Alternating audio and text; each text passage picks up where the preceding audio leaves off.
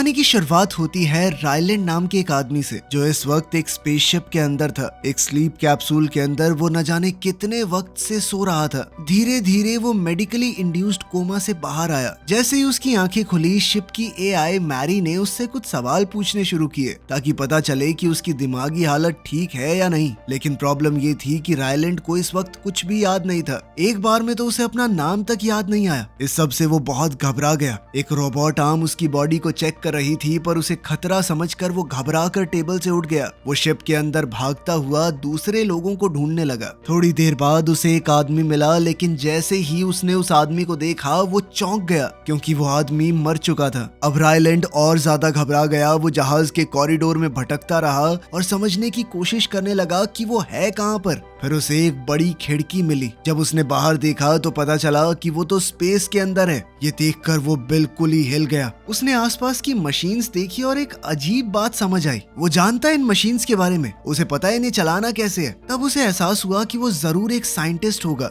अगले कमरे ने उसे और भी ज्यादा इमोशनल कर दिया। वहाँ बड़ी बड़ी स्क्रीन्स पर धरती के सुंदर नजारों की वीडियोस चल रही थी। उन वीडियोस ने उसे याद दिलाया कि वो कितनी दूर आ चुका है। उसने साफ कपड़े पहने। तब जहाज की एआई मैरी ने उसे कहा कि अपनी डेली डायरी रिकॉर्ड किया करो, इससे तुम्हारी दिमागी हालत काफी अच्छी रहेगी। लेकिन रायलैंड ने कहा कि मेरी कैप्टन से बात करवाओ। तब मैरी ने बताया कि उसके अलावा क्रू का कोई भी मेंबर जिंदा नहीं बचा, सिर्फ वही अकेला बच पाया है। ये सुनकर रायलैंड ने मैरी से कहा कि शिप को वापस ले चलो, मुझे नहीं जाना जहाँ भी जा रही है ये। लेकिन मैरी ने कहा कि ये कमांड सिस्टम में नहीं है। फिर रायलैंड ने एक स्क्रीन पर सूरज को देखा। उसने सोचा कि वो अभी भी सोलर सिस्टम में है, इसीलिए उसने अर्थ पर मैसेज भेजने की बात की। मैरी ने बताया कि मैसेज पहुंचने में लगभग 12 साल लगेंगे। ये सुनकर वो परेशान हो गया। उसने स्टार मैप चेक किया और समझा कि वो स्टार जो उसे दिख रहा है वो सन नहीं है, ये तो कोई और ही तारा है। उसने फ्यूल लेवल चेक किया और कुछ कैलकुलेशंस की। सारे नंबर देखकर उसे समझ आया कि वो धरती से 113 लाइट ईयर्स दूर है। मतलब घर जाने में तो बहुत टाइम लगेगा। ये समझकर वो बिल्कुल टूट गया। तभी उसके सर में दर्द हुआ और कुछ पुरानी यादें वापस आने लगी। उसे याद आया कि वो एक मोलेक्युलर बायोलॉजिस्ट था, लेकिन बाद में वो स्कूल टीचर बन गया था। उस वक्त दुनिया भर में एक खास खबर के बारे में बहुत ज्यादा बात हो रही थी। सूरज के आसपास एक अजीब सी लाइन आ गई थी। उसने अपने स्टूडेंट्स को समझाया कि इस लाइन को पेट्रोविच लाइन बोला गया है और ये सूरज से लेकर वीनस तक जा रही है और धीरे धीरे इससे सूरज बहुत कमजोर हो रहा है। उसने बच्चों को बताया कि अगर ये प्रोसेस चलता रहा तो 30 साल के अंदर धरती ठंडी होने लगेगी। एक स्टूडेंट डर गया कि जिंदगी खत्म हो जाएगी क्या सर? पर रायलैंड ने कहा कि दुनिया के बेस्ट साइंटिस्ट सॉल्यूशन ढूंढने की कोशिश कर रहे हैं। 30 साल से पहले तो कुछ ना कुछ ठीक हो ही जाएगा। वापस से शिप के अंदर रायलैंड ने अपनी दाढ़ी काटी। जब उसने सप्लाईज चेक की तो उसे वोडका मिली। वो अकेला था तो उसने थोड़ी बहुत पी ली और कुछ खाना भी खाया। फिर उसने क्रू का बचा हुआ सामान देखा और उसकी और यादें वापस आई। अकेलापन कम करने के लिए उसने कपड़ों से एक डॉल बनाई और उसके साथ डांस किया। उसने एक बोर्ड पर नोट्स लिखने शुरू किए ताकि वो समझ सके कि वो कौन है। तभी उसे एक और मेमोरी याद आई। एक दिन स्कूल के बाद एक साइंटिस्ट ईवा उससे मिली थी। उसने रायलैंड का रिसर्च पेपर पढ़ा था जिसमें उसने लिखा था कि जिंदगी के लिए पानी जरूरी नहीं होता। रायलैंड ने कहा कि मेरे पास क्यों आई हो तुम? मुझे नौकरी से निकाल दिया गया था, अब मैं एक स्कूल टीचर हूँ। इस पर ईवा ने उसे याद दिलाया कि तुमने अपने सीनियर को गधे का बच्चा कहा था, इसीलिए निकाला था तुम्हें। अब ईवा ने उसे बताया कि हमारे पास उस पेट्रोविच लाइन के कुछ सैंपल्स हैं और उन्हें देखकर लगता है कि रायलैंड की थ्योरी जिसे हमेशा नकारा गया था वो सही हो सकती है। ये सुनकर रायलैंड उसके साथ काम करने के लिए तैयार हो गया। लैब में उसने सैंपल्स को टेस्ट किया। वो सैंपल हिल रहे थे, लेकिन उनके अंदर देख पाना कि वो किस चीज से बने हैं बहुत मुश्किल था।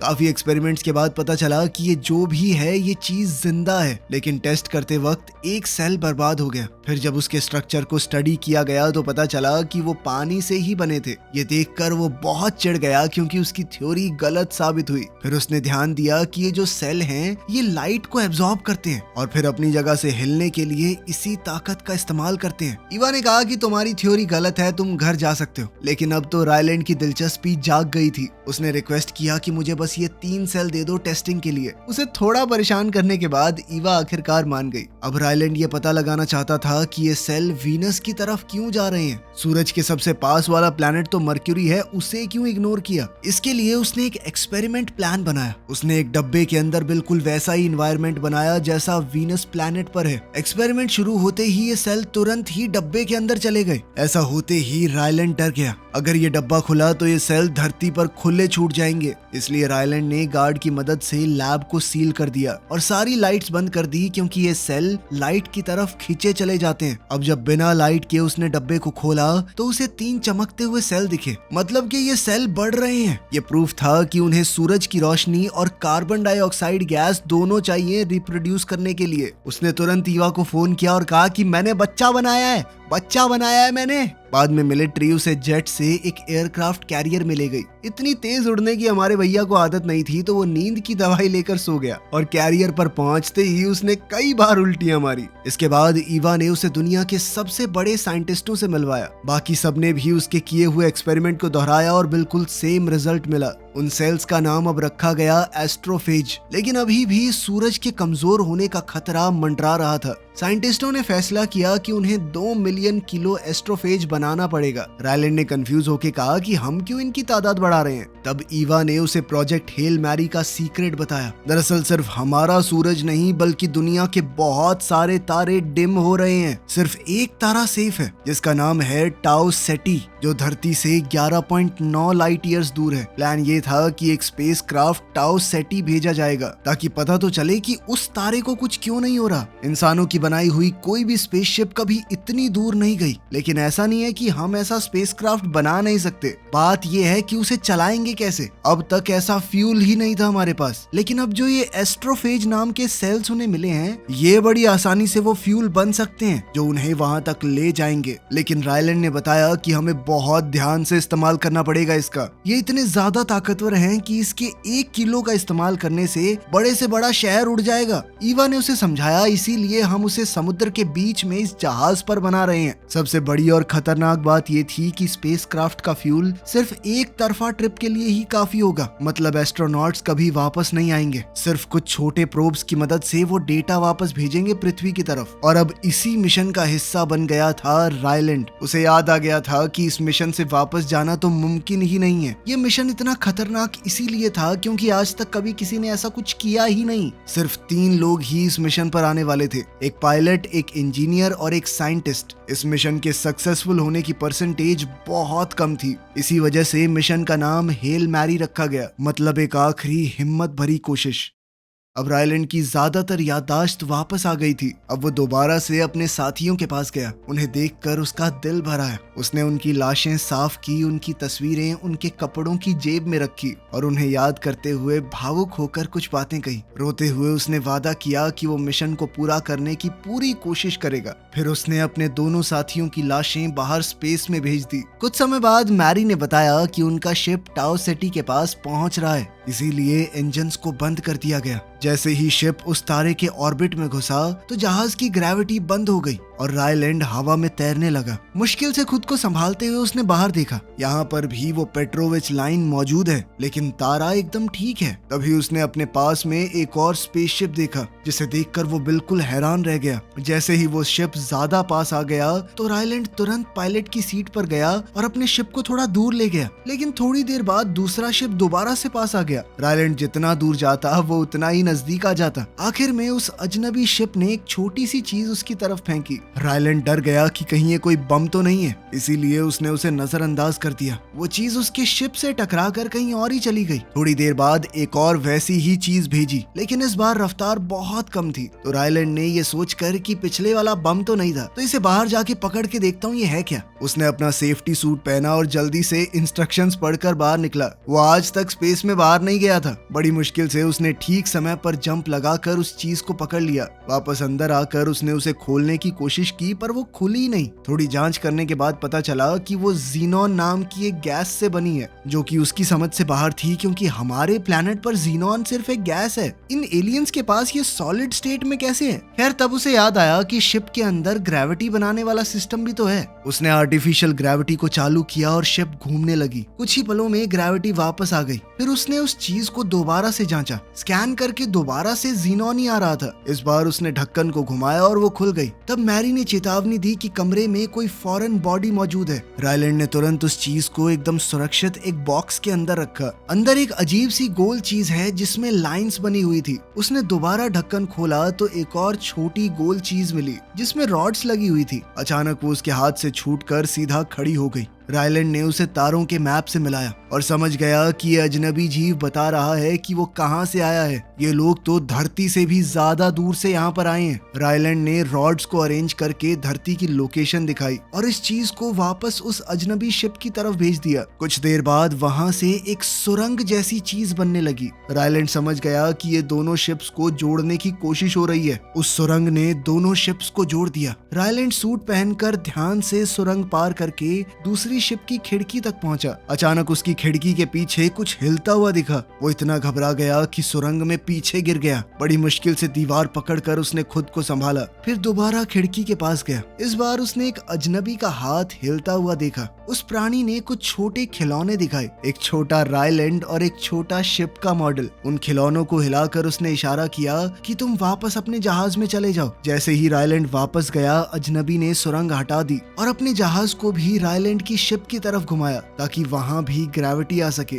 फिर सुरंग दोबारा से जुड़ गई। इस बार जब रायलैंड अंदर गया तो सुरंग में भी ग्रेविटी थी। उसने नूडल्स से बना हुआ अपनी शिप का मॉडल दिखाया। अब वो अजनबी जीव पास आया। रायलैंड ने देखा कि वो चलते फिरते पत्थर जैसा लग रहा था। जब रायलैंड ने हेलो बोला तो उस प्राणी ने एक डरावनी सी आवाज निकाली। रायलैंड डर गया और उसने अपने हाथ में रेंच उठा लिया। इससे वो दूसरा जीव भी डर गया, जिसके लिए रायलैंड ने तुरंत उससे माफी मांगी। जैसे जैसे रायलैंड हाथ हिला रहा था, वो जीव भी उसी तरह हिल रहा था। दोनों ऐसे ही कुछ देर तक अजीबोगरीब पोज करते रहे। धीरे धीरे उनके बीच भरोसा बढ़ने लगा। फिर उस प्राणी ने खिड़की पर थपथपाया और पीछे देखने का इशारा किया। वहाँ पर एक और मैसेज है। रायलैंड ने जब वो मैसेज खोला तो एक अजीब सा कॉलर मिला। वो जीव इशारे में बोल रहा था कि हेलमेट को उतारो, लेकिन रायलैंड ने मना कर दिया। तब उसने कॉलर को ध्यान से देखा तो रायलैंड समझ गया कि ये बोलना चाहता है ऑक्सीजन बनाई है मैंने, यहाँ पे सांस ले सकता है तू। थोड़ी देर सोचने के बाद उसने हिम्मत करके हेलमेट उतार दिया और वो खुश हो गया क्योंकि वो आराम से सांस ले पा रहा था।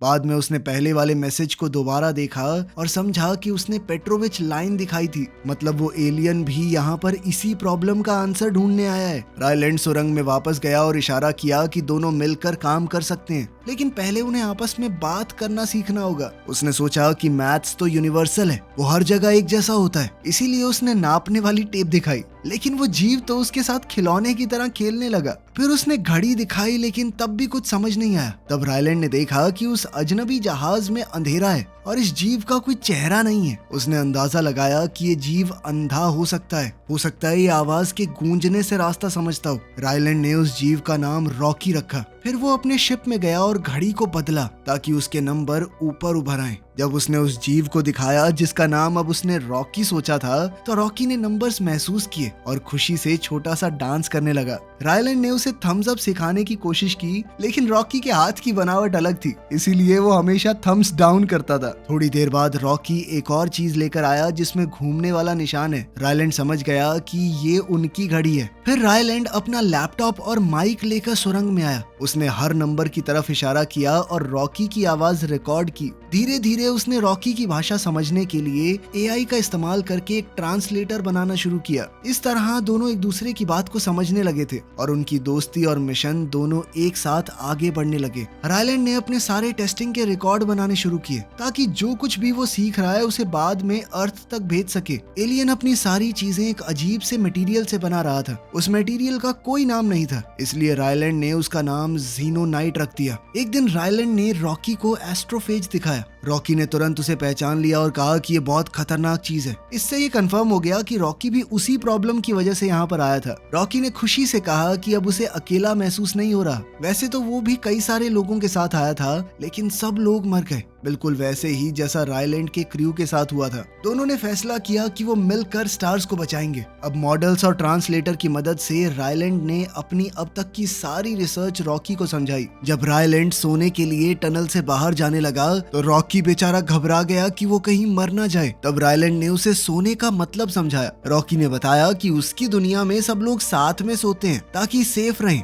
रॉकी ने कहा कि मैं भी तुम्हारे साथ सोना चाहता हूँ, लेकिन रायलैंड ने कहा, ओए ऐसे नहीं बोलते, गंदी बात लगती है ये। लेकिन तब जाकर रॉकी ने बताया कि मैंने अपने पूरे क्रू को सोते हुए देखा था, लेकिन वो कभी उठे ही नहीं। तब रायलैंड उसकी बात समझकर मान गया। उसने बेड जैसी जगह बनाई और दोनों खिड़की के पास साथ में सो गए। एक फ्लैशबैक में ईवा ने रायलैंड को 3 एस्ट्रोनॉट से मिलवाया जो इस मिशन के लिए चुने गए थे। अभी इस टीम में रायलैंड नहीं था। उन्होंने रायलैंड से कहा कि शिप में ऐसा सिस्टम होना चाहिए जिससे मिशन पूरा होने के बाद सेल्फ डिस्ट्रक्शन ऑन हो जाए, क्योंकि वो भूख प्यास से धीरे धीरे नहीं मरना चाहते। रायलैंड ने उन्हें इंजन का डेमो दिखाया। एस्ट्रोफेज इंजन इतना पावरफुल था कि कुछ ही सेकंडों में उसने 1 टन मेटल को पिघला दिया। आज के दिन रायलैंड अपनी यादों को समझने की कोशिश कर रहा था। तभी उसने एक आवाज सुनी। जब उसने दरवाजा खोला तो देखा कि रॉकी एक छोटा प्रेशराइज्ड बबल सूट पहनकर उसके शिप में आ गया था। रॉकी इंसानों की बनाई टेक्नोलॉजी देखकर इंप्रेस हुआ, लेकिन उसने रायलैंड से कहा कि गंद बहुत फैलाता है तू, गंदा इंसान।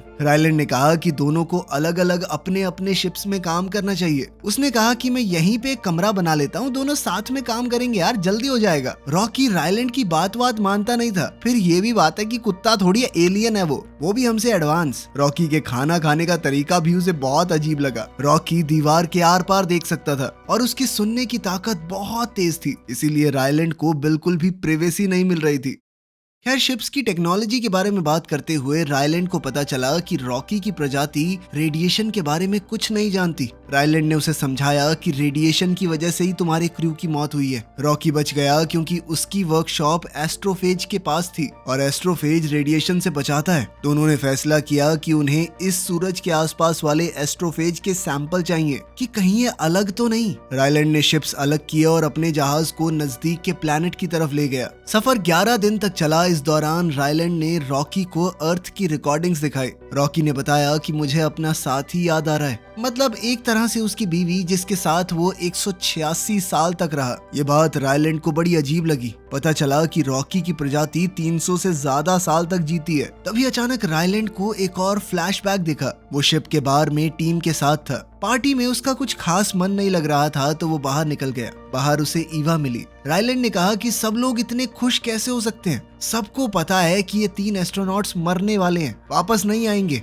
ईवा ने समझाया कि इसे ही भाईचारा कहते हैं, ये उनकी मुश्किल काम करने में मदद करती है। फिर दोनों वापस बार में गए और ईवा ने गाना गाना शुरू कर दिया। अब वर्तमान समय में शिप प्लैनेट तक पहुंच गई थी। प्लैनेट के रंग देखकर रायलैंड हैरान रह गया। उसने स्पेस वॉक किया और एक मशीन से लाइट एक्टिवेट की। उस लाइट की तरफ हजारों एस्ट्रोफेज आ गए और एक खूबसूरत चमक बन गई। दोनों ने मिलकर उस प्लैनेट का नाम एड्रियन रखा। सैंपल्स लेकर टेस्ट किए गए तो उन्हें पता चला कि जितने एस्ट्रोफेज प्लैनेट पर आ रहे हैं उतने वापस नहीं जा रहे। ये बड़ी अजीब बात थी क्योंकि वो तो वहाँ पर रिप्रोड्यूस करने आते थे। एक और टेस्ट से पता चला कि एस्ट्रोफेज के साथ साथ एक खास तरह का बैक्टीरिया भी मौजूद है वहाँ पे। इसका मतलब है कि एड्रियन प्लैनेट पर जिंदगी है। ये सुनते ही रॉकी ने कहा कि जरूर इस प्लैनेट पर कोई ऐसा जीव है जो एस्ट्रोफेज को मार रहा है, बिल्कुल किसी शिकारी की तरह। इसी वजह से एस्ट्रोफेज कंट्रोल में है और इतना ताकतवर नहीं बन पा रहा कि सूरज को कोई डैमेज कर पाए। अगर एस्ट्रोफेज खाने वाले इस बैक्टीरिया को हम अपने प्लैनेट पर ले जाएं तो हम अपने सूरजों को भी बचा सकते हैं। अब दोनों ने सोचा कि ये बैक्टीरिया जरूर बादलों में होंगे जहाँ पर एस्ट्रोफेज रिप्रोड्यूस करता है, लेकिन उनका ये जहाज एटमॉस्फेयर के अंदर जाने के लिए डिजाइन नहीं था। रॉकी ने कहा कि हम एक लंबी चेन बना देते हैं जिसे लटकाकर हम सैंपल कलेक्ट कर लेंगे,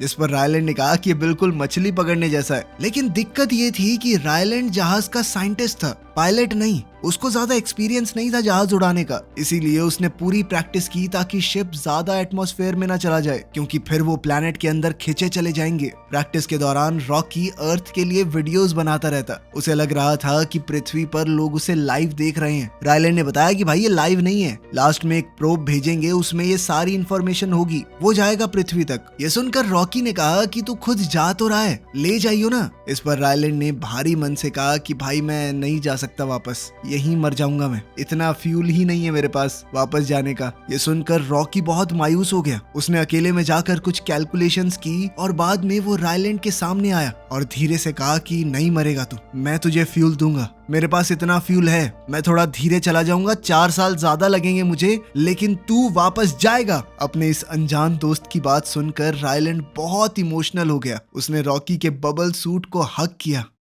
जल्द ही सैंपल कलेक्ट करने का दिन आ गया। रायलैंड ने जहाज को एटमॉस्फेयर के काफी करीब पहुंचाया और चेन के साथ प्रोब नीचे भेजा। जब सैंपल तैयार हो गए तो रायलैंड बाहर निकला उसे वापस लाने के लिए। इस सब में बहुत देर लग रही थी और एटमॉस्फेयर की गर्मी से जहाज को बहुत नुकसान भी पहुंच रहा था। अचानक एक मेटल का टुकड़ा टूटकर रायलैंड से टकरा गया और वो बेहोश हो गया। ये देखकर रॉकी बहुत ज्यादा परेशान हो गया। वो बार बार रायलैंड का नाम पुकारता रहा। थोड़ी देर बाद जब उसे होश आया तो देखा कि प्रोब अभी भी चेन से लटक रहा है। टेम्परेचर बढ़ता जा रहा था तो रॉकी ने कहा कि वापस अंदर आ भाई, बाद में नया सैंपल ले लेंगे। लेकिन रायलैंड ने कहा कि दोबारा नहीं हो पाएगा। वो प्रोब लेने के लिए आगे बढ़ा लेकिन एक और मेटल का टुकड़ा उससे टकरा गया और वो टेदर में उलझ गया। उसने चाकू से रस्सी को काट दिया और सिर्फ हाथ से जहाज को पकड़कर मुश्किल से वापस अंदर आया। जहाज प्लैनेट एड्रियन से तो दूर निकल गया लेकिन उनका एक हिस्सा अभी भी टूट रहा था और धमाके का खतरा बना हुआ था। रायलैंड ने इंजन पूरी पावर पर चला दिए ताकि जहाज जल्दी से दूर चला जाए। सुरक्षित दूरी पर पहुंचने के बाद इंजन बंद किए गए, फिर भी जहाज कंट्रोल से बाहर घूमने लगा।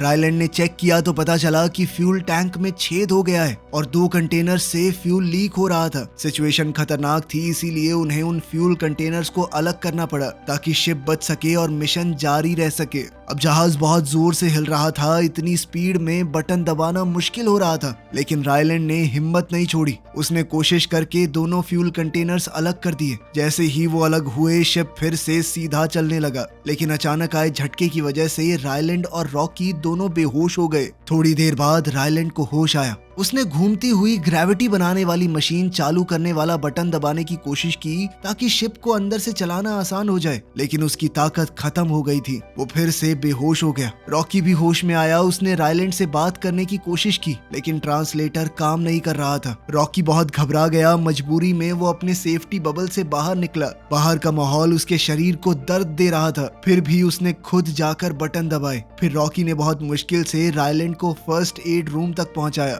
जहां मौजूद मशीनी रोबोट रायलैंड का इलाज करने लगे। इतना सब करने के बाद रॉकी बेचारा खुद बेहोश हो गया। काफी समय बाद रायलैंड को होश आया। उसने फ्लोर पर कुछ निशान देखे जो रॉकी के खून जैसे लग रहे थे। उन निशानों को फॉलो करते हुए वो आगे बढ़ा। थोड़ी देर बाद उसे सुकून मिला क्योंकि रॉकी अपने सेफ्टी बबल में वापस आ गया और आराम कर रहा था। लेकिन ये जानने का कोई तरीका नहीं है कि वो सच में आराम कर रहा है या मर चुका है। अब रायलैंड पहले की तरह उसके पास जाकर सो गया। बाद में रायलैंड ने जब कंप्यूटर चलाया तो रॉकी का एक मैसेज मिला। उसने लिखा था कि उन्हें अपने अपने घरों को बचाना है, इसीलिए रायलैंड तुरंत काम पर लग गया। उसने टेस्ट किए और पक्का कर लिया कि उसे वो बैक्टीरिया मिल गया है जो एस्ट्रोफेज को खाता है। उसने इस बैक्टीरिया का नाम टाओमीबा रखा। फिर उसने उसे जीनोनाइट के डब्बों में बड़ा किया और कुछ बदलाव किए ताकि वो वीनस के एटमॉस्फेयर में भी जी सके। दिन बीतने लगे लेकिन रॉकी अभी तक नहीं जागा। उसने रॉकी का हौसला बढ़ाते हुए उसके बबल पर छोटी छोटी ड्राइंग्स भी चिपका दी।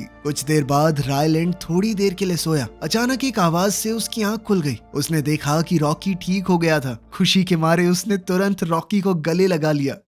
अब दोनों ने मिलकर चेक किया कि वो बैक्टीरिया कितना हो गया है। अब वो बैक्टीरिया काफी मात्रा में तैयार हो चुका था। इसका मतलब है कि वो घर वापस जा सकते हैं। दोनों ने खुशी मनाई और आसमान में रंग बिरंगे पटाखे फूटते हुए देखे। रॉकी ने अपने हाथों और पैरों पर जीनोनाइट लगाकर एक खास तरह के कपड़े पहने और बताया कि खास मौकों पर हम यही पहनते हैं। रायलैंड ने कागज की टोपियां बनाई। साथ ही उसने रॉकी को इंसानों के ज्ञान से भरा हुआ एक लैपटॉप दिया और साथ में यादगार के तौर पर एक स्पॉन्जी बॉल भी। रॉकी को बुरा लगा कि उसके पास देने के लिए कुछ नहीं है। तब रायलैंड ने कहा कि गिफ्ट के तौर पर तुम मुझे अपनी शिप दिखा सकते हो। जब दोनों शिप दोबारा जुड़ गए तो रायलैंड ने जीनोनाइट से बना हुआ सूट पहना। रॉकी ने उसे अपने शिप का टूर करवाया। उनका जबरदस्त टेक देखकर रायलैंड हैरान हो गया। इस दौरान उसकी पुरानी याद फिर से वापस आई। उनका मिशन लॉन्च होने से बस 3 दिन पहले रायलैंड और एवा बात कर रहे थे। तभी अचानक से लैब में धमाका हो गया और बिल्डिंग में आग लग गई। पता चला कि लैब में वो धमाका एस्ट्रोफेज को संभालते वक्त हुई गलती की वजह से हुआ था। इस हादसे में वो साइंटिस्ट एस्ट्रोनॉट मारा गया जो इस मिशन पर जाने वाला था। नया साइंटिस्ट तैयार करने का समय नहीं था, इसीलिए ईवा ने रायलैंड से मिशन पर जाने को कहा, लेकिन रायलैंड ने मना कर दिया। दोनों के बीच में बहस हुई। ईवा ने याद दिलाया कि तुम्हारे पास खोने को कुछ नहीं है, परफेक्ट परफेक्ट कैंडिडेट हो तुम, ना परिवार ना गहरे दोस्त, तुम्हारा तो कोई पालतू कुत्ता तक नहीं है। उसने रायलैंड से कहा कि 3 घंटे ले लो और सोचो इस बारे में। 3 घंटे पूरे होने के बाद रायलैंड ने एवा से कहा कि वो अभी भी मिशन पर नहीं जाना चाहता। एवा ने उसे समझाया कि सबकी भलाई के लिए जरूरी है। मान लिया कि स्पेस में तुम मरोगे, लेकिन अगर ये मिशन पूरा नहीं हुआ तो यहाँ पर सब लोग मरेंगे। जितने बच्चे तुमने पढ़ाए हैं, मासूम लोग, औरतें, बूढ़े, जवान, सब मरेंगे। अब रायलैंड भागने की कोशिश करने लगा, लेकिन सिक्योरिटी ने उसे पकड़ लिया और बेहोश करने वाली दवा दी, जिसके बाद उसे जबरदस्ती जहाज पर भेजा गया। वर्तमान समय में रॉकी ने रायलैंड की शिप का डैमेज ठीक करने में मदद की। अब सच में घर लौटने का समय आ गया था। दोनों एक दूसरे को अलविदा कहते हुए बहुत इमोशनल हो गए। जाने से पहले रायलैंड ने एकदम हीरो वाले अंदाज में रॉकी से कहा, ठीक है भाई, फिर मिलेंगे। लेकिन रॉकी ने कहा कि ये तो अजीब बात हो गई, क्योंकि हम दोबारा कभी नहीं मिलने वाले। इस पर रायलैंड ने कहा कि कभी इतना श्योर नहीं होना चाहिए चीजों को लेके। फिर दोनों अपनी अलग अलग दिशाओं में निकल गए और रायलैंड को दोबारा अकेले रहना सीखना पड़ा। थोड़ी देर बाद शिप के एआई सिस्टम मैरी ने बताया कि जहाज के अंदर कंटेमिनेशन हुआ है, कोई दूसरी दुनिया का जीव घुसा है यहाँ पे। रायलैंड ने इंजन बंद कर दिए और जाके चेक किया। उसने देखा कि उस बैक्टीरिया टाओमीबा ने जीनोनाइट का डब्बा तोड़ दिया था। उसने तुरंत पूरे बैक्टीरिया को एक बंद डब्बे में डाल दिया, पर तभी उसे याद आया कि रॉकी का क्या हाल होगा। उसका तो पूरा जहाज ही जीनोनाइट से बना हुआ है। अगर टाओमीबा वहां पहुंच गया तो वो फ्यूल खा जाएगा, रॉकी स्पेस में ही फंसा रह जाएगा। अब रायलैंड ने जल्दी से हिसाब लगाया, वो रॉकी को बचाकर पृथ्वी पर तो नहीं पहुंच सकता। इन दोनों कामों को करने का उसके पास फ्यूल नहीं है, लेकिन अपने सबसे अच्छे दोस्त को मरने देना उसे मंजूर नहीं था। इसीलिए उसने अपनी सारी रिसर्च और टाओमीबा का बहुत सारा स्पेसिमेन एक प्रोब में डालकर पृथ्वी की तरफ भेज दिया, बिल्कुल पहले के प्लान की तरह। इसके बाद उसने शिप का रास्ता बदल दिया और हिसाब लगाया कि रॉकी कहां पर होगा। कुछ दिन बाद उसे रॉकी की शिप मिल ही गई। रायलैंड बाहर निकला और स्पेस वॉक करके उसके पास गया।